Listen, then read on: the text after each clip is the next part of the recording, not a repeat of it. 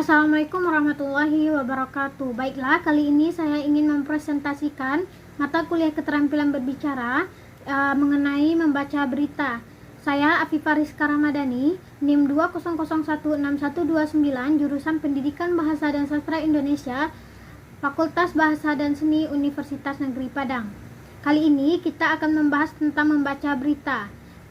Kita akan membahas 4 topik, yaitu bahasa penyiar, langkah-langkah membaca berita, naskah berita, dan praktik baca berita.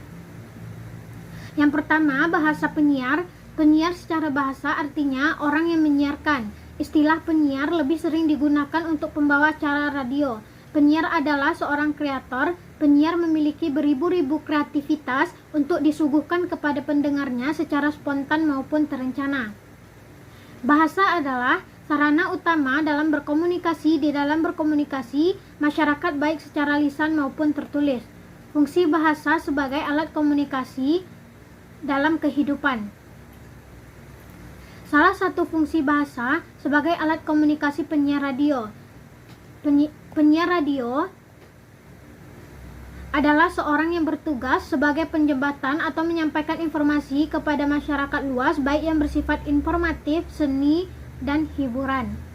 Selanjutnya kita membahas tentang langkah-langkah membaca berita.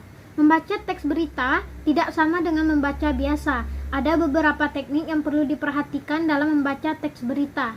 Teknik-teknik atau langkah-langkahnya, yang pertama itu artikulasi atau pelafalan, yang kedua intonasi, yang ketiga penjedaan, yang keempat sikap atau gestur tubuh. Selanjutnya memahami isi teks berita, dan terakhir memperhatikan volume suara dan faktor pendukung lainnya. Selanjutnya kita membahas tentang naskah berita. Naskah berita adalah informasi yang mengenai sebuah kejadian atau suatu hal yang akan terjadi dan menjadi perbincangan yang hangat di kalangan masyarakat dalam penyampaian melalui koran, siaran televisi, radio, atau majalah. Naskah berita mengandung unsur materi tentang perkembangan secara singkat dan jelas sehingga untuk mendapatkan informasi tersebut dengan mudah didapatkan.